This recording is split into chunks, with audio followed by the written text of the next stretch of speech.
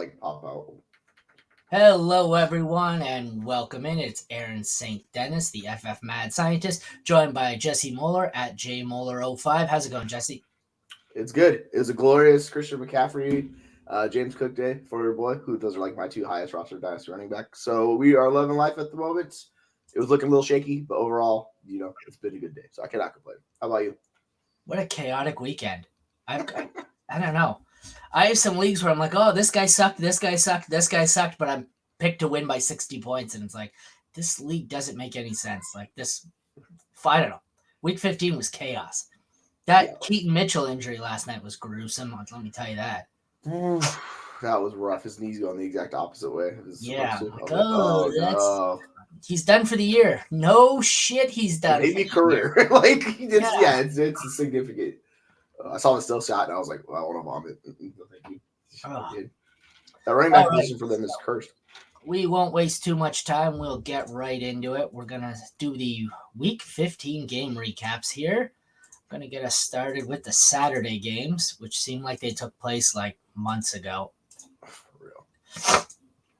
Excuse me. We will start with Vikings-Bengals, and probably the only good game on Saturday. Go figure.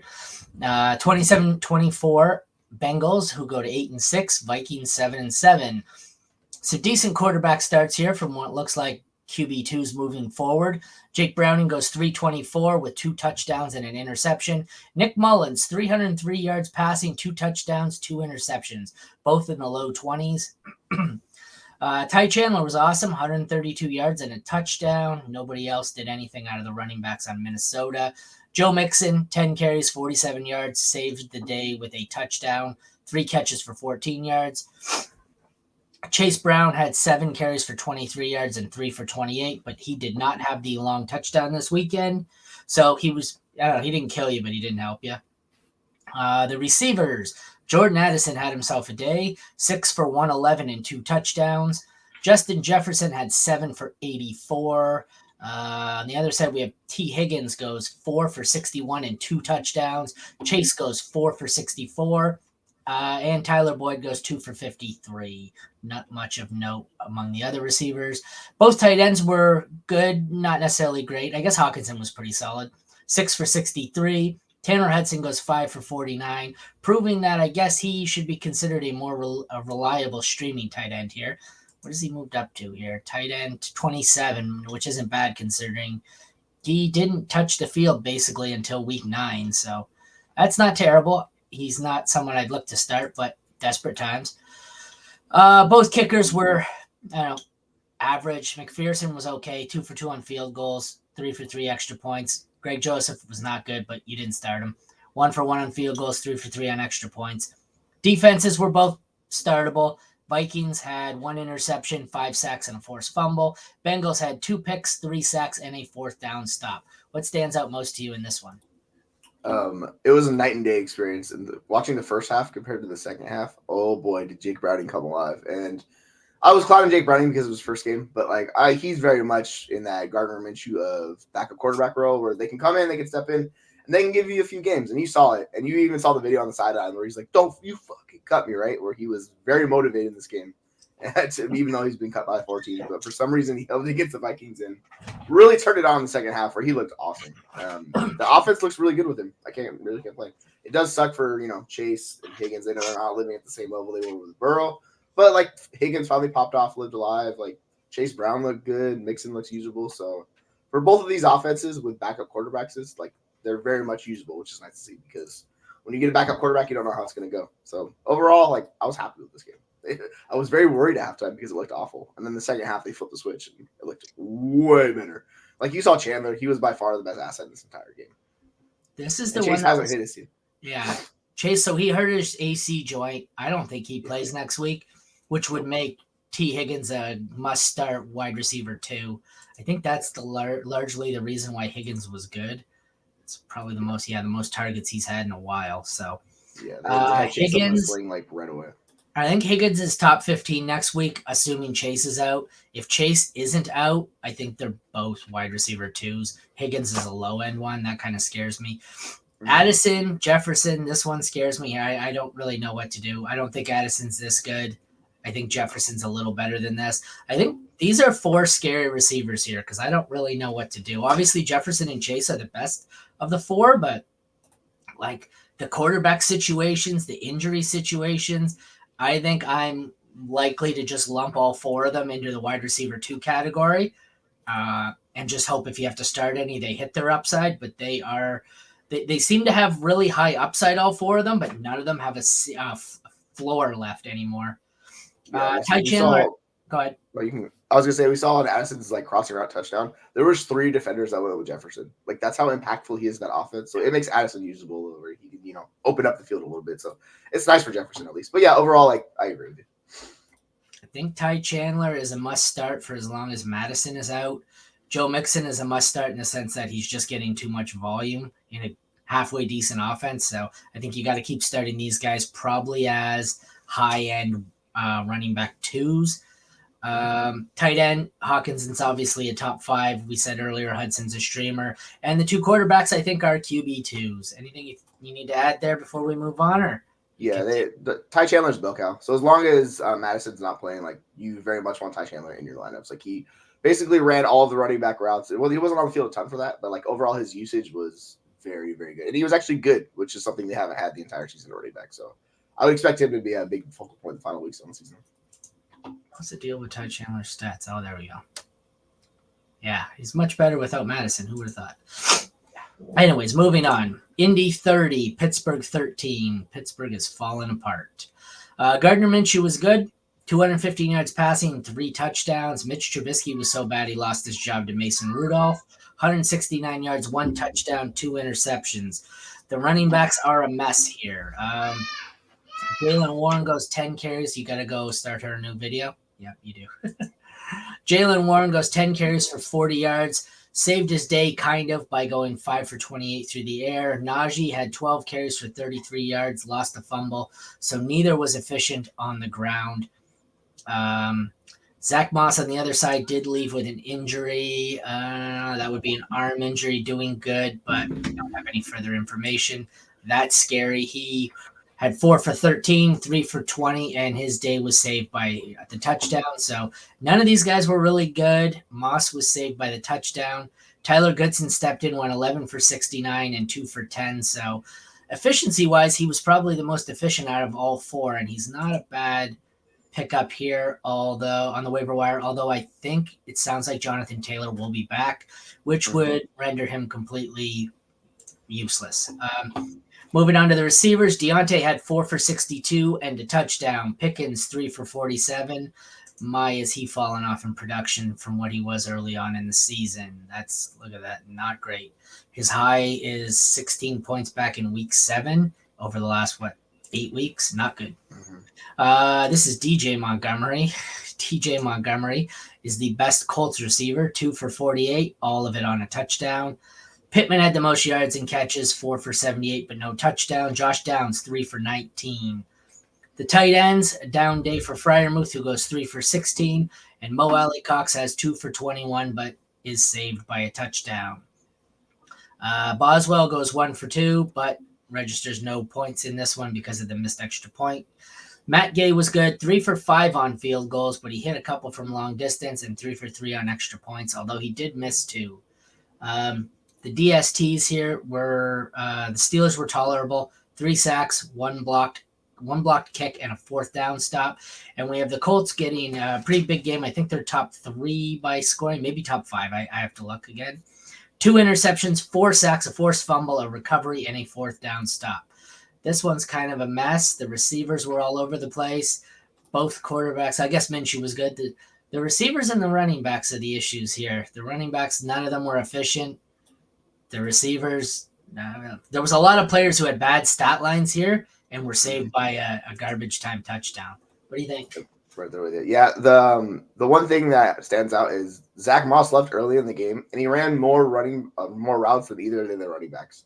He was set for like a smash game, and he would have had a very good game if he would stayed in the field. But injuries happen, and that's life sometimes. So at least he got you the touchdown to survive. But overall, like it was a pretty sloppy game. The Colts got out ahead and just kind of didn't really do anything because Pittsburgh's offense was that anemic. They could not do anything in this game. And it was just brutal to watch this game unfold where Pittsburgh tried as much as they want, but just Trubisky's he's garbage. He's not a good quarterback, and you see it with Trubisky.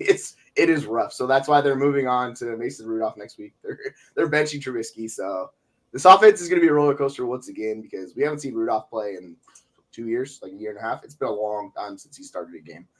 So yeah, buckle up, Steelers fans. It's going to be wild. I would expect the running backs to be involved a lot with Warren and Najee, but in this role that they have in that offense, it's very limited as it is, right? So overall, I'm really not trying to play Steelers in the playoffs. Like, I really don't want to go down with Deontay getting me or touchdown for Pickens with 6. Just like, no, thank you. I'm not interested.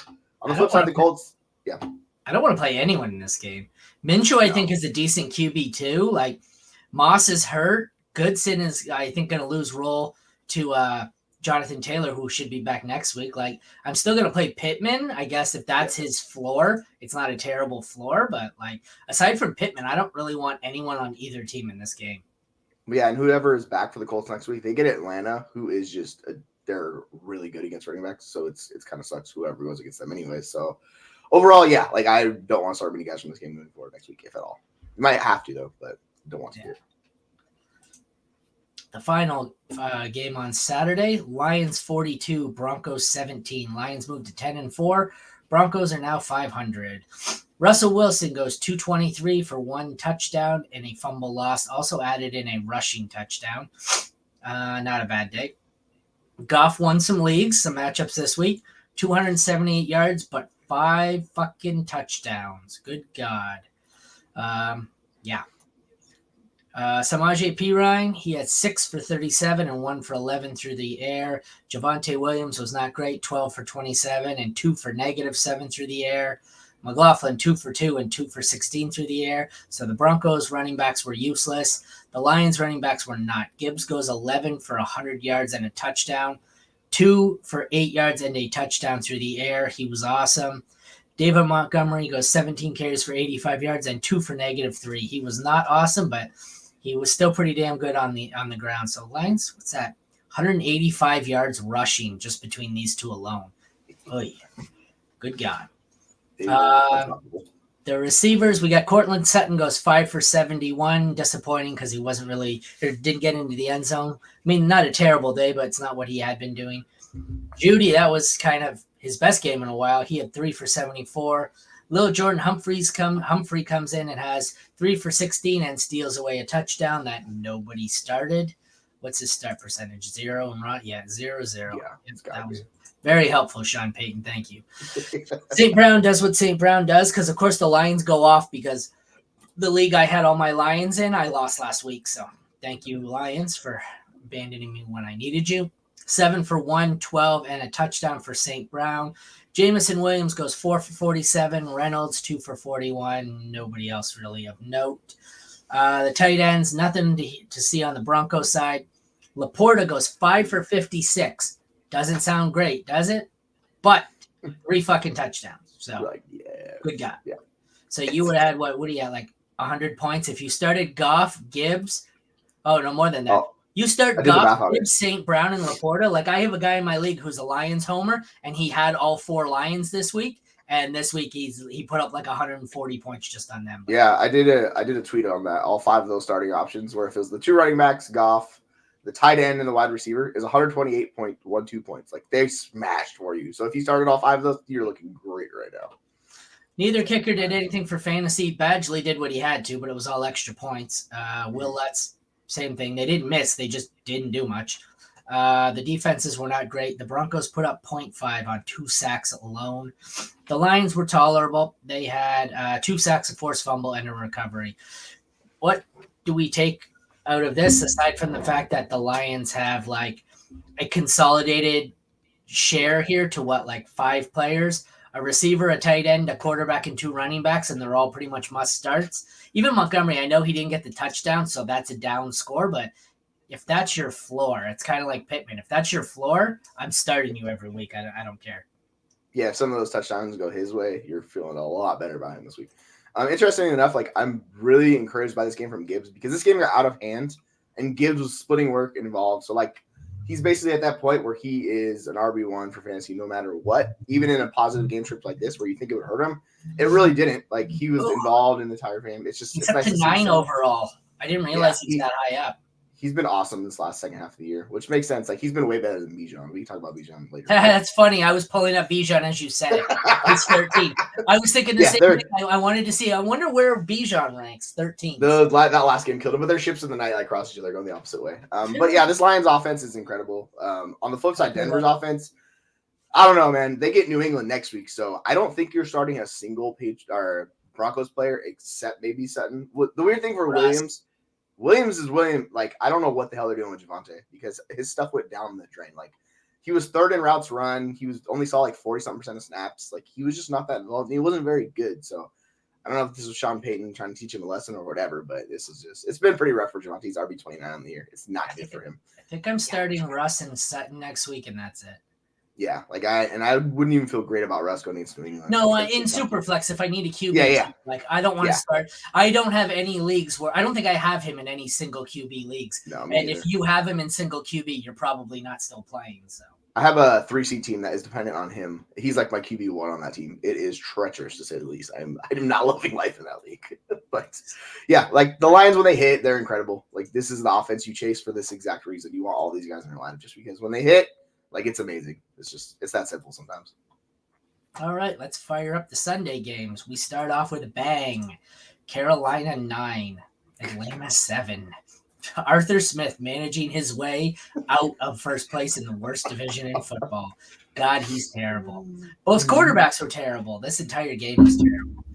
Desmond Ridder, 152 yards, a touchdown, and an interception. He sucked. Bryce Young, not to be outdone, sucked even more. He had 167 yards passing, no touchdowns, no interceptions. Good God. The running backs, Tyler Algier leads them in carries, 14 carries for 45 yards. Cordero Patterson, 5 carries for -2. Bijan, 7 carries for 11. What did he do here? Did he fumble and they just punished him all game because that's how idiot coaches are? Well, he was losing like goal line work and stuff already in this game to like CPAT and Algier, and then the fumble happened and he was just basically just gone. Like he didn't exist after that point. What a god awful fucking coaching job. Now that Brandon Staley's been whacked, I think I'm gonna devote all my energy and just spam hating Arthur Smith on Twitter. He needs to go next. Yeah, it was the lowest snap share of his entire career. That's how bad it was. Chuba Hubbard, 22 for 87 and 2 for 16 through the air. He was pretty good. Didn't get a touchdown, so that, capped his ceiling. Miles Sanders is droppable if you haven't already done so. 6 carries for 2 yards. He's useless. Speaking of useless, let's move on to the receivers. Drake London leads the Falcons, 2 for 24. Nobody else worth mentioning. On the Panthers side, Thielen, 4 for 43. Mingo, 4 for 32. Smith-Marset, 4 for 31. Not a single startable receiver in that group. The tight ends, not to be outdone, were equally as bad. John was the prize in the group, going 2 for 61. Pitts, 3 for 37. And 2 for 32 from Tommy Tremble. This game was ugly. Younghoe Koo, 1 for 1 on the kicking. Extra points. He was terrible. Pinheiro barely got you by. 3 for 3 on field goals. Wasn't terrible. Both defenses were good. How about that? Neither team scores. Your defenses or your DSTs tend to be good. Falcons, 3 sacks, a forced fumble, and 2 fourth down stops. Panthers, an interception, a forced fumble recovery, and a 4th down stop. This game I'm scrolling through. I don't want to roster defenses, kickers, tight ends. I don't want to roster a wide receiver. You have to roster Bijan at this point, and Chubbard probably. I think I want Bijan and Hubbard, and I'm treating both of them like running back 2s moving forward. And then I don't really want to roster a single player on this entire game. Don't blame me. It's been so rough. So, like, they've shifted ever since the new OC took over. They've become very much a run-centric offense in Carolina, where they're running about. If you look at Chuba's carries the last 3 games, it's like 22, 25, 25, 23, and 22, the back-to-back-to-back. Like, he's been very much in that bell cow role of that offense. Like, it's interesting because they gave Miles Sanders that fat contract, and they're like, oh, actually, he's not that good. We have a better running back here at home, so go figure. So, great job management. But, yeah, like, Chuba's really good. He just needs touchdowns. It's just really difficult for him to pay off. But he's a solid RB2, like, moving forward. Like, I like the way they use him in that offense, at least. Outside of that, it's rough. It's really rough. So if you had Bijan, like I did on the bye, and you have him next week, it's not good. I'm not feeling great about that matchup. Like, just let me tell you. See, That's when we're in the few leagues I do have Bijan. It's a case of where I think I'd rather not have Bijan. Because if you play him, I almost feel obligated to have him in my lineup, but I don't want to have him in my lineup. It's terrible. It's rough. Like, obviously he'll be better than this game because this is just a disaster. They're playing the Colts, so they're gonna have to they're gonna have to move it fast. Like it's gonna be forced to play fast. So at least there's that. But man, it's rough. So I'm gonna start him again, and I'm gonna let him burn me. But probably. What are you gonna do? Exactly. Next up, Cleveland 20, Chicago 17. I'm surprised this was this close. Fields, not a great day. 166 passing, a touchdown, and 2 picks. 7 for 30 on the ground, which is not like him. He normally has about double that. Joe Flacco, 374 yards passing, 2 touchdowns, but the YOLO ball led to 3 interceptions, perhaps keeping him out of the top 5 at quarterback on what would have been a good week. The carousel here. Let me just state this. I heard someone say this earlier, and I really like to echo this.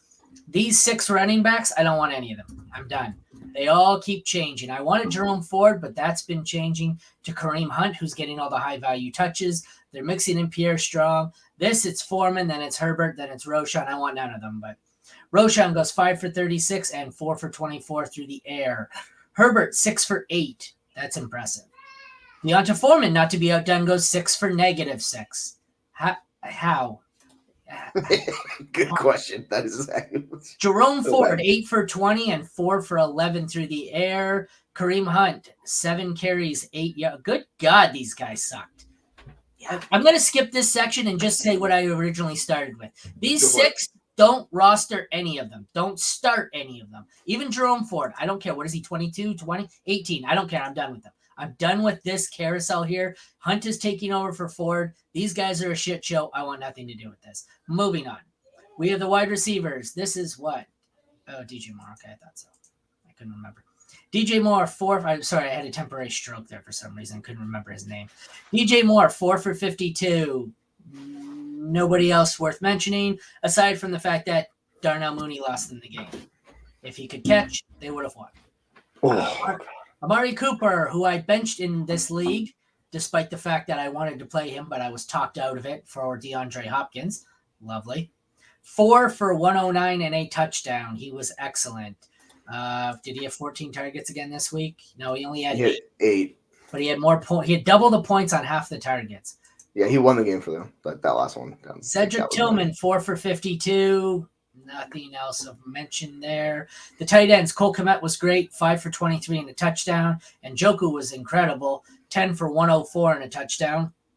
These guys are both must starts. The kickers were both average. 6 points for Santos, 8 for Hopkins. Both DSTs were great. The Bears put up 3 interceptions, 4 sacks, and a fumble and a touchdown. The Browns had 2 interceptions, a forced fumble, a recovery, and 2 fourth down stops, both putting up exactly 20.5. I don't even know where to begin here. Go for it. Joe Flacco is an experience, man. It was a struggle early on. They were rough, and he brought them back. Even though he had 3 interceptions. Was this a weather issue?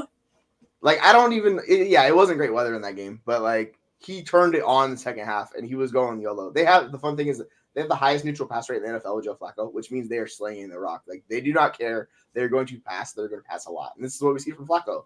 Like, there's going to be some turnovers, but, man, there's going to be some highlights with the Amari Cooper down the one, like, 60-yard touchdown to basically seal the game for them. And he puts up 380 total yards passing in Fields. Like, he has 3 interceptions, and he drastically outscores Fields in fantasy. Like, that shows you where Flacco is at. Like, it's hard to trust Fields with what's going on right now. That was a rough game. But, like, speaking of Ford, his role is so much better. It's just like you're talking about. It's the touchdowns. Because he had 20 routes run. Kareem Hunt had 9. He had 35 snaps to 22 for Hunt. He had 4 targets. Hunt had 1. And he even had more carries. It's just touchdowns. That's what it is. It's just unfortunate. In this game, nobody was efficient on the ground. Njoku's a god. So, like, Njoku in this role in this offense is incredible. So, Njoku, we were talking about McBride and stuff off screen. Njoku is up there. Like, his role with Flacco is some of the best you'll see. Like, for just getting absolutely peppered with targets. So, yeah, I want Njoku everywhere in this playoff run because he's going to be very impactful these next 2 weeks. I feel like this is finally the year where we said tight end is deeper than ever before, and it's come true. Because I feel like there's probably 12 tight ends I feel comfortable starting on a weekly basis. And these are 2 of them right here. Kmet, Laporta, we've talked about a few. I don't want any in there. I don't want any there. Well, Frymuth maybe. TJ Hawkinson. Like, I never thought tight end would be the safest position, but here we are. Yeah, it's nice. Moving It's nice. on. Bucks 34, Packers 20. Baker fucking Mayfield, 40 points. 381 plus 4 touchdowns. Good God. That's a hell of a day. Jordan Love goes 284 yards passing and 2 touchdowns. Both quarterbacks lost a fumble. The running backs, Rashad White, he's got to be top 5, right? Top 4. There he is. Yeah, he's got to be up there. Good God, he's 4th. So 21 carries, 89 yards, 2 for 50, and a touchdown receiving. He got everything. The Packers side of the ball, Aaron Jones got most of the work. Didn't do a whole lot with it. 13 for 53, 4 for 16 through the air. So wasn't terrible. I guess it's better than what he's been giving you because he finished the game. So I remember that pregame talk. It was like, God damn it, they were wrong. The receivers, the Packers used to be a 3-headed monster, and now they are, even with Christian Watson out. It's just another young receiver being mixed in. Chris Godwin resurrected from the dead, 10 for 155. David Moore goes 2 for 68 and a touchdown. Mike Evans, 4 for 57, saves his day with a touchdown. Jaden Reed, 6 for 52 and a TD. Dontavian Wicks, who he's a good waiver pickup. Getting a lot more snaps. I don't know if the targets are there, and Christian Watson can be back, but still, Wicks goes 6 for 97. Dobbs, 3 for 30 is disappointing. Yeah, Reed might be the guy I think to own there. This is a mess.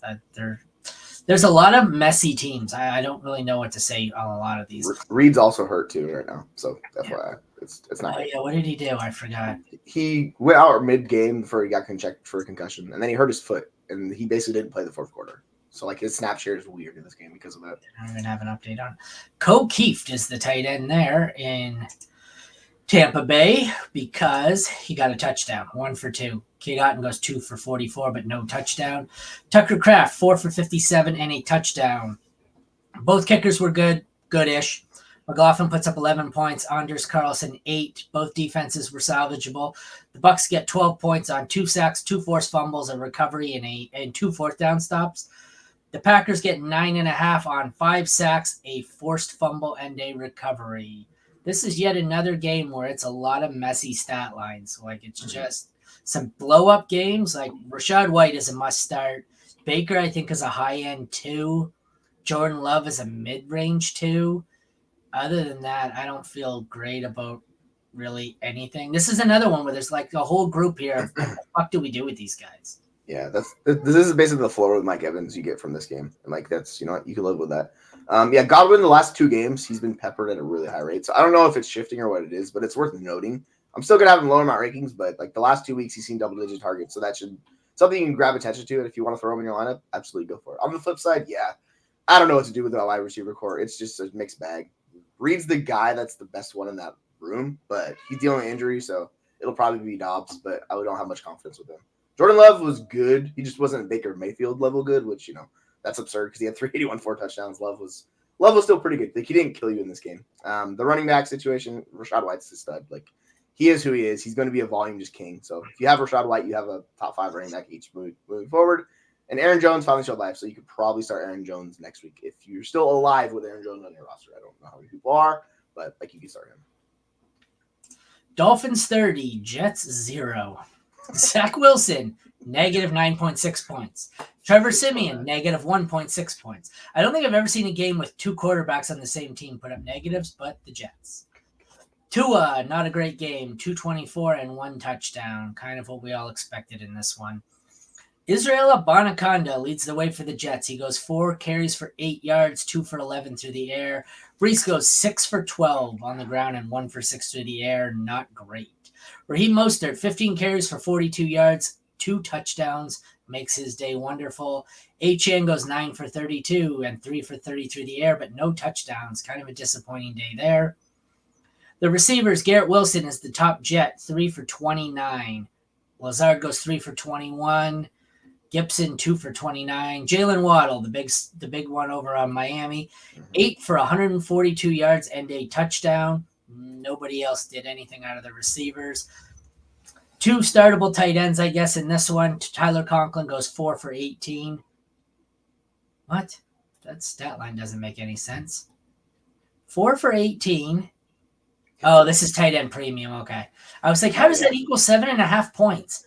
It is if it's 4 times 1.5, right? Because then it's 6. Yeah. Okay. So this is tight end premium. Durham Smythe goes 4 for 32. So these two actually sucked, even in tight end premium. The kickers, Zerline sucked. Jason Sanders puts up 12 points on 3 for 3 for field goals and extra points. The Jets defense was not good. 3 sacks, but 30 points against. The Dolphins were awesome. 30.5 points, 2 interceptions, 0 points allowed, 6 sacks, 2 forced fumbles, 2 recoveries, and 2 fourth down stops.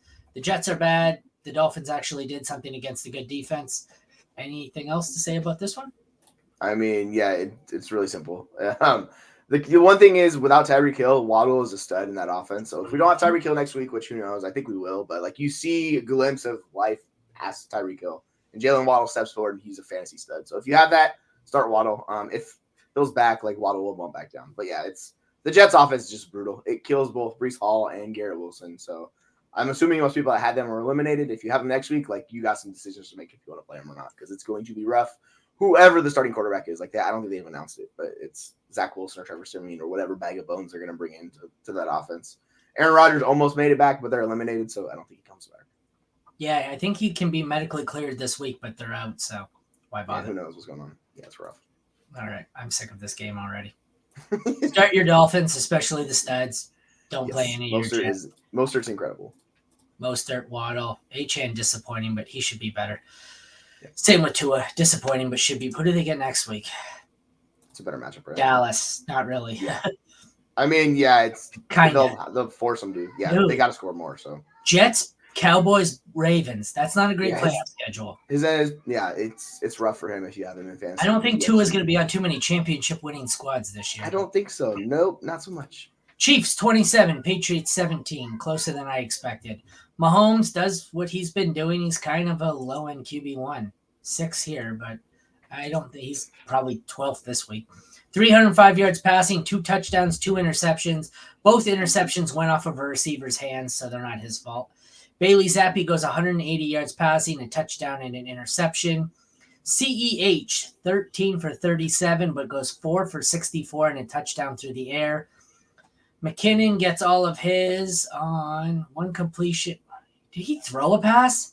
Yeah, he had 2 touchdowns. He threw a passing touchdown. That's what that is. And he caught one, too. So he threw one and caught one, but didn't do much else. So that's just wild. Zeke Elliott, 11 for 25 and 5 for 21 through the air. Not a great day. Kevin Harris goes 4 for 25 and has a touchdown to be relevant in this one. Rashee Rice is a stud, 9 for 91 and a touchdown. Devontae Parker, 5 for 44. Douglas goes 3 for 33. Nothing else to see here in the receivers. Kelsey disappoints. He goes 5 for 28. Hunter Henry goes 7 for 66 and adds in a touchdown. Butker was good. He put up 10 points, 4 for Ryland, who was bad. Both defenses were good, not great. 12.5 points for the Chiefs, 11.5 for the Patriots. Mahomes got really mad that his receivers aren't catching the ball. I think with the exception of Mahomes, I want to start Rashee Rice, Kelsey, and I don't think I really want anyone else here. I think Kelsey, moving forward, is no longer my dynasty tight end 1 either. He's at best, he's 3.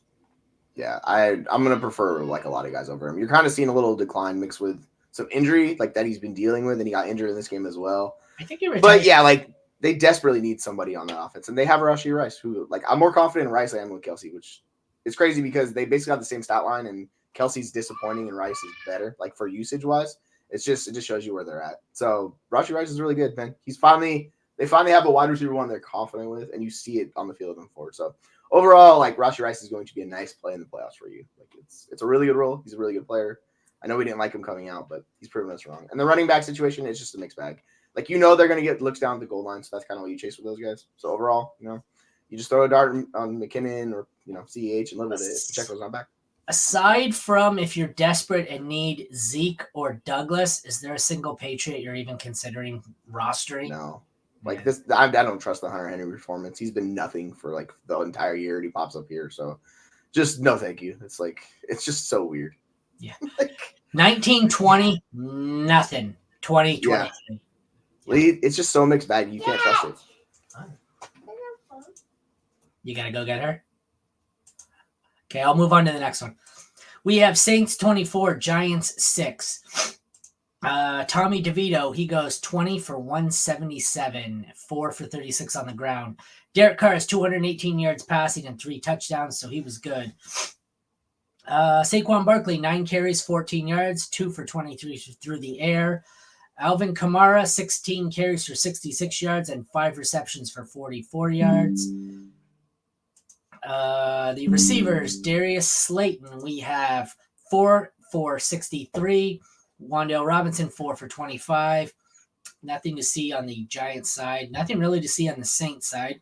Kirkwood led the way, but it was 1 for 7 and a touchdown. Rashid, I guess, led the way for receiving without the touchdown, 3 for 36. I don't really want any of the receivers in this one. That was ugly. The tight ends were salvageable. Waller had 4 for 40. Bellinger was not, 2 for 13. Juwan Johnson had 2 for 38, but the touchdown saved his day. Same could be said about Jimmy Graham, 2 for 9, but a touchdown. Foster Moreau chips in 3 for 13. Both kickers were not great. Bullock puts up 5 points, 8 points for Groupie. The Giants DST had 2 points as they recorded only 1 sack. The Saints were good, 20.5. They had 7 sacks and 2 fourth down stops. Jesse's not back, so I think this one's pretty easy to sum up. I think Derek Carr, for me, is still a low-end QB2. DeVito's a desperation streamer at best. Kamara, I'm still firing up as an RB2. Barkley, probably the same thing, although with no confidence. I don't want any receiver on either team unless it's Olave when he's back and healthy. Waller and Juwan Johnson have both been good this week, but I'd prefer to steer clear of them, and I don't mind the Saints defense. We can just wrap that one up then. Not a whole lot to see. It was kind of ugly. I will move on. It is Houston 19, Tennessee 16. Case Keenum got the start for the Texans. He put up 229 yards, a touchdown, and an interception in a mediocre game. Same for Will Levis, who got hurt. I don't recall what it was, an ankle. Yeah, an ankle. It sounds like he may miss some time. Not great for DeAndre Hopkins if that's the case. He puts up 199 yards and 1 interception. He did have a rushing touchdown on 4 carries. Devin Singletary is the guy in Houston. He had a snap share of 75, and I believe it was single digits for Pierce. I'll double check. 5%. So Dameon Pierce is no longer a thing. Singletary gets 26 carries for 121 yards, 4 for 49 through the air. The other side, it's disappointing for both guys. Henry goes 16 carries for 9 yards. That's impressive. 4 receptions for a yard. So he has 20 touches for 10 yards. Good God. Tyjae Spears has 9 carries for 30 yards and 1 reception for 7. The receivers were a little more to see. Noah Brown goes 8 for 82 and a touchdown. 3 for 30 for Robert Woods. On the Titans side, Treylon Burks has 3 for 62. Chris Moore has 3 for 39. Not a whole lot else to see. The tight ends were, not terrible. They didn't kill you. They were just kind of there. Dalton Schultz goes 4 for 58. Chigo Okonkwo, 3 for 36. The kickers, Fairbairn was pretty solid, 17 points, 4 for 4 on field goals, 1 for 1 in extra points. Nick Folk was bad. He has 4 fantasy points, 1 for 1 on field goals, 1 for 2 on extra points. Both defenses were great because both offenses sucked. The Texans put up 20 points on 1 interception, 7 sacks, and a forced fumble. Titans put up 18 on 1 interception, 4 sacks, and a touchdown. So the defenses are good, but matchup dependent. I want to avoid the kickers. The tight ends are desperation streams, I think. As we currently sit, especially if Levis is out, I want no pass catcher on the Titans. I will take Noah Brown or who am I missing here, Jesse? Not Tank Dell. What, Nico? Nico's not done for the season, right? No, he should be back. So I will take Noah Brown or Nico when he's back. Devin Singletary, I think, is a must-start RB2. He's 31 overall, but that's going to move up before the season's over. I am done with Henry in Dynasty. Tyjae Spears, I don't like either of them currently right now. So in this game, basically, I want me some Devin Singletary Brown or Nico, and I don't want anyone on either. There seems like a lot of matchups where I say one or two players, and I don't want anyone on either team here. So I definitely want Singletary, and I think I definitely would like Nico or Noah Brown. I don't know. What do you take away from this messy, ugly game? Yeah, it's gonna be weird with Tennessee with the quarterback situation, but they get what am I blanking on it? They get Seattle next week, so that'll probably be a good matchup where if you survived with Henry, then And you'll Houston probably again. trust him. Yeah, so like you can trust him. It's just this was just an awful game. It just backfired completely. Did not work out well for them. So overall, but yeah, like we talked about Singletary on the morning show last night or yesterday, and we were like, man, this one game out of the last 4 has not been good for him. So, and then we're like, do we start him? I was like, you can start him. It's just lower, and then of course he goes off, complete bell cow, all the passing down work, all that stuff. So yeah, like I want Singletary in my lineups moving forward for sure. Yeah, I think this one's pretty easy to summarize. Yeah. There's not really anyone here that you really want. Singletary. Moving on. 45-29. San Francisco over Arizona. Brock Purdy, 242 yards passing and 4 touchdowns. Kyler is disappointing with 211 and 1 touchdown, 2 interceptions. Was injured at one point, right? Because Clayton Tune came in. Was that just to run a certain play, or was it? I think it was. He had something going on. Was it a groin injury or something? He was walking funny on the sidelines. Yeah, I saw a notification where it was like, all right, Kyler's going to check the tent, and then he came back. So I don't know what it was, but it wasn't serious, I guess. CMC at playoff time. It's a beautiful thing. 18 carries for 115 yards and a touchdown. 5 for 72 and 2 touchdowns. So what's that? 187 yards and 3 touchdowns. That's all. Yeah, just no big deal. James Conner was pretty good too, but not compared to McCaffrey. He had 14 carries for 86 and a touchdown and 3 for 3 on the receiving. Lovely. Amari Demercado was actually usable. A lot of it was on the touchdown. 4 carries for 64 yards and a touchdown. Debo was the only startable receiver, it turns out here. He has 1 carry for 11 yards, 4 receptions for 48 and 2 touchdowns. Ayuk puts up 3 for 37. The best stat line on the Cardinals was 1 carry for 5 yards and 2 receptions for 15 from Greg Dortch.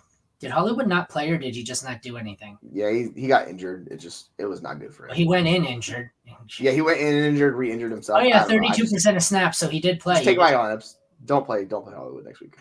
The tight ends. Kittle was okay, 2 for 54. Trey McBride was awesome. He is my tight end 1 right now in Dynasty. I have him at 1 and Laporta at 2. He is 10 for 102. He did put 26 points without a touchdown that Eli Higgins stole from him. 4 for 44 and a touchdown. Otherwise, McBride might be the tight end 1 on the week. Yeah. Both kickers were decent. 10 points for Moody, 1 for 1 on field goals, 6 for 6 on extra points. 14 points for Prater, who goes 3 for 3 on field goals and 2 for 2 on extra points, but he hit from 40 and from 50. The Niners defense was solid, 16.5 points on 2 interceptions, 3 sacks, 3 forced fumbles, and a defensive touchdown. The Cardinals had no defensive value, gave up 39 points and were a negative 2.5. I don't know if there's anything you can take away from this other than start James Conner and avoid every other Cardinal, basically.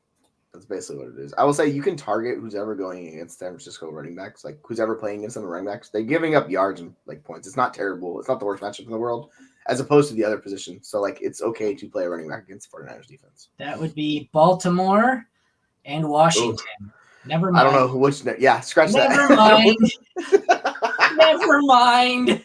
We don't even know who the start. Yeah, I think Melvin Gordon's going to be playing. Mitchell looked explosive yesterday until his knee exploded, and then it's Brian Robinson. If Brian Robinson's back, I'll play him, but I don't really want to fire up Gibson in this, so never mind. Yeah. We'll pass. It's rough. Like these offenses are consolidated. You know what's going to happen.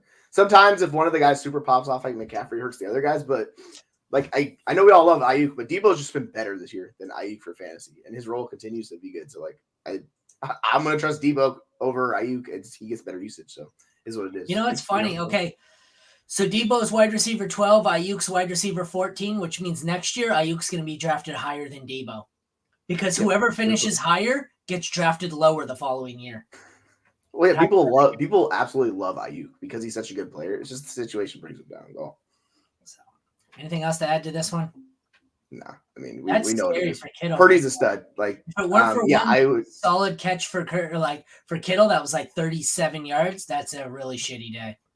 Yeah, it's rough for him sometimes. It's just part of that offense. Same thing with Ayuk. Like these guys get brought. If they're on other teams, they would be the focal point of the offenses. This But yeah, is McBride's incredible. sexy. It's for absurd, man. Holy like, I've been shit. preaching this. Look I've been at preaching this. this for 2 months. I'm like, dude, McBride's the guy. Like, of all the tight ends, McBride's the guy you want. And yeah, Purdy's I don't know, man. I don't know where to put him in Dynasty, but like, I think people are way too low on Brock Purdy. I think he's top 12 now, possibly top 10. He's top 12 so. at least, I think. Yeah, like 100%. And you could probably still get him at a cheaper price than that. Wow. All right.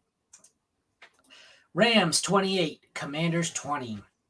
Sam Howell gets benched for a second straight game. He has 102 yards passing, a touchdown, and an interception. Jacoby Brissett comes in relief and puts up basically the same thing, except 124 and two touchdowns, no interception. So he was better because Jacoby Brissett, go figure, provides spark and relief. They still said they're going back to Howell, so it's completely useless. Not like you're starting Brissett in the fantasy playoffs anyways. Just makes you worry, can you trust Sam Howell next week? Yeah, that's the problem. Week after against Jets and 49ers. So you're not playing Sam Howell again this season. Sure. Yeah, just keep him on the bench. Yeah. Keep him on the bench. Agreed. So Matt Stafford, he had a decent day, 258, 2 touchdowns. Actually, that's a pretty solid day. He's been rolling lately. Running backs. Gibson doesn't do much even without Robinson. He goes 4 for 15 and 5 for 20. Chris Rodriguez goes 10 carries for 35 yards. Kyron has a big day, 27 carries, 152 yards, and a touchdown. Lost 2 fucking fumbles. Adds in 5 catches for 3 yards. So in PPR, he had a lot more value than in non, but still solid. The receivers, Terry McLaurin was good, 6 for 141 and a touchdown. Curtis Samuel was also good, 5 for 42 and 2 touchdowns. Jahan Dotson is dead, 1 for 12. Good God, why did he fall from grace? He was like a consensus top 30 receiver in Dynasty coming in. You could probably find him on waiver wires in some leagues. Like, look at this. What do you have? 1, 2 games you could consider him startable all season? The offense makes no sense with the amount they pass and how uninvolved McLaurin and Dotson have been. It's really baffling. It doesn't make any sense at all. Cooper Kupp goes 8 for 111 and a touchdown. Demarcus Robinson, stealing some of the action here, goes 2 for 44 and a touchdown, limiting Puka, who goes 5 for 50. That's probably his worst game in a while. That's also a situation I'm not all that fond of. They seem to be 2 good Nakua games, 2 good Kupp games, 2 good Nakua. Like they're alternating here. I feel like you're playing Russian roulette. The tight ends, Logan Thomas goes 1 catch, 7 yards. Tyler Higbee, 4 for 36. Nothing great there. Both kickers were bad, under 8 points. Commanders defense put up 11, 3 sacks, 2 forced fumbles, and 2 recoveries. 9.5 for the Rams for 1 interception, a sack, a block kick, and 2 fourth down stops. So both were startable. This one, aside from, I think Stafford is a high-end 2. Kyron Williams is probably a borderline 1-2 for me. I think Kupp and Nakua are also borderline 1-2. Other than that, this one's scary. I don't want I don't want the Commanders running backs or quarterbacks. I don't really want to. I don't think I want anyone on the Commanders. Yeah, so the interesting thing with Terry is once Brissett came in, holy shit, Terry McLaurin was going off. Yeah. So I was like, man, where's this been all year for McLaurin? He's really good. It's just, Sam Howell issue, the issues with him and everything like that. But yeah, I put out a tweet. I was like, man, if only Terry McLaurin had Brissett as his quarterback. Look at the difference in his YPC here. Yeah, it's just nuts. It's it's frustrating. How is that possible with Brissett? You would think Howell would be chucking it downfield more. Yeah, he's just inaccurate and stuff. So he doesn't do, he's kind of all over the place. He's on that Justin Fields roller coaster, all the sacks, negative plays, and things like that. So it's just kind of I don't know. The Washington is just an enigma in itself. It's so hard to trust those guys. But yeah, with Brian Robinson comes back, you can trust him. But by the way, Kyron Williams is the RB2 on points per game. So you should be firing up Kyron Williams everywhere. He should not be on anyone's bench. He even fumbled twice, and he still got all of the work. They don't even care. They're like, Kyron's by far our best guy. So yeah, Kyron Williams is a stud. I'm plugging him in. Back-to-back 25 carry games, 3 in a row over 20. He's a monster. And he's sub 200 pounds for the sub 200 pound crew. Suck it. And he's he's really good. Yeah, that offense He's is small nice. and slow, and And it still does not does. matter. Yeah, like we were talking about this before. It's like scheme matters, and he fits that scheme so well. So yeah, I think we need to focus on that in Dynasty. Somewhere Moving a forward. draft analyst's head just exploded. Exactly right. It's like weird running back in situation. Yeah. Opportunity over talent at running back. It's all that matters. 100%. Case in point, Bijan Robinson. All right, Buffalo 31, Dallas 10, and I don't even think that game was this close. Dak, 134 yards and an interception. Justin Allen. Josh Allen goes, really? That is Yeah. 94 yards passing and a touchdown and They just 24 did not yards. pass. Look Yeah. at 15 Oh, attempts. you're They right. didn't They need to. fed Cook and he ran. It Yeah. was the James Cook show, man. It was nuts. So move on to those running backs. Pollard goes 11 for 52. And James Cook goes 25 carries, 179 yards, and a touchdown, 2 for 42 and a touchdown through the air. And yeah, you're right. It was the James Cook show. Ty Johnson added in 9 for 54. Excuse me. CeeDee Lamb was still decent because of a rushing touchdown and 7 for 53 receiving. Stephon Diggs disappointing, 4 for 48. None of the Buffalo tight ends registered a point. Jake Ferguson goes 6 for 44, so still two usable Dallas assets here. Both kickers were bad. Dallas defense was terrible. The Bills was good. Nobody played them, though. 12 points, an interception, 3 sacks, and a 4th down stop. So Buffalo, who do they got left? Like James Cook looks awesome, but they got Chargers and Patriots. So you are firing James Cook next week. Good grief. Like I'm just putting him in. So interestingly enough, the Cowboys play too high a lot in this game, and that usually means you could run on them. And Buffalo took full advantage of it, and they just unleashed James Cook, who's a good running back. And it's weird, like when you give good players good looks, like this things happen. So yeah, this game's really out of whack. Like you're not going to see games like this from Buffalo or Dallas. It's just one of those games where the matchup was bad for Dallas, and we thought it was better, and they just destroyed them. Like Dallas just could not stay with them at all. Like Buffalo looks like a problem in the playoffs, whoever they're playing. They figured it out. The offense looks good. The defense looks good. Watch out. They're going to be a dangerous 5-6 seed. That's all I'm going to say. Like, it's just. You ever seen nice.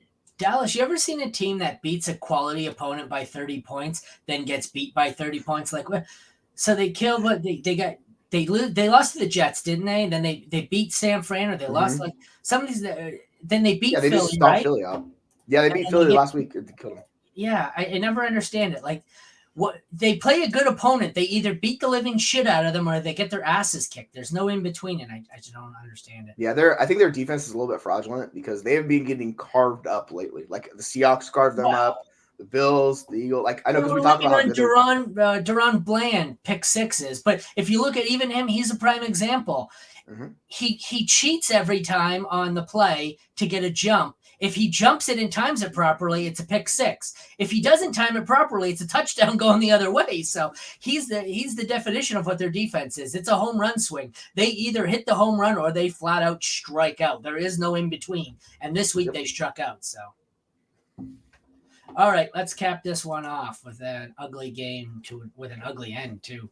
Baltimore 23, Jacksonville 7. Baltimore is my pick right now to win the AFC.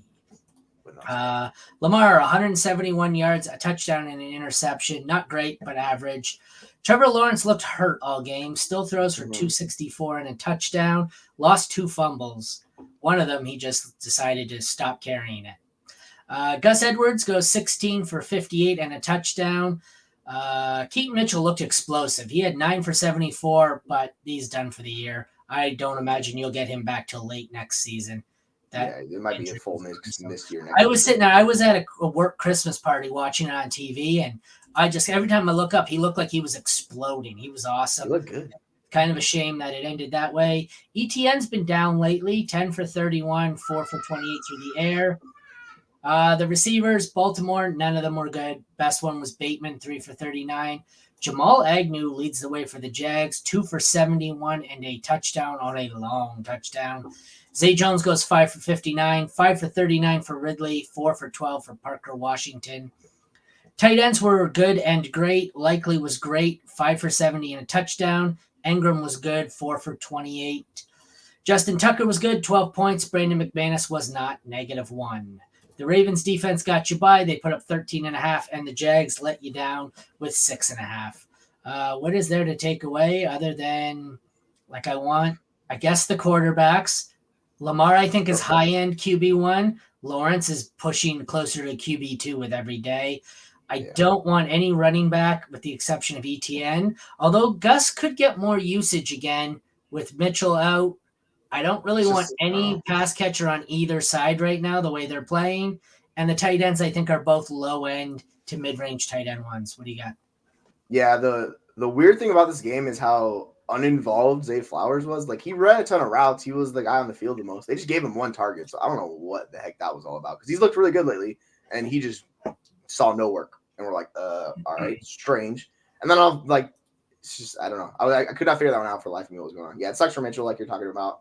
So you could play Edwards, but he's going to get San Francisco, and he really needs to be super efficient. So the passing down work isn't going to be there. So good luck with that one. They'll be like a RB3 for me probably next week.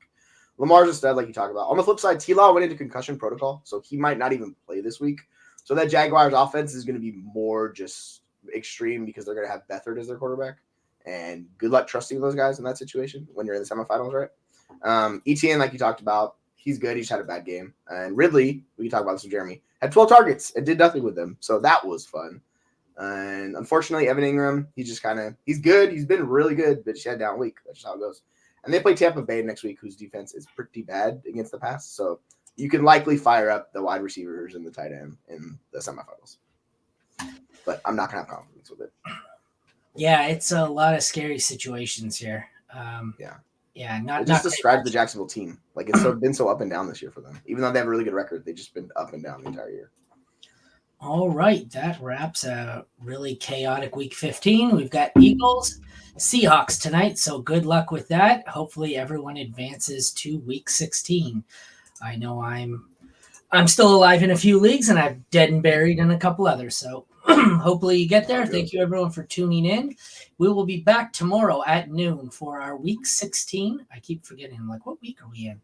It's amazing we got here so fast, but we'll be back tomorrow at noon for our Week 16 waiver wire show. For Aaron and Jesse, thank you all for tuning in. Take care, and we'll catch you tomorrow.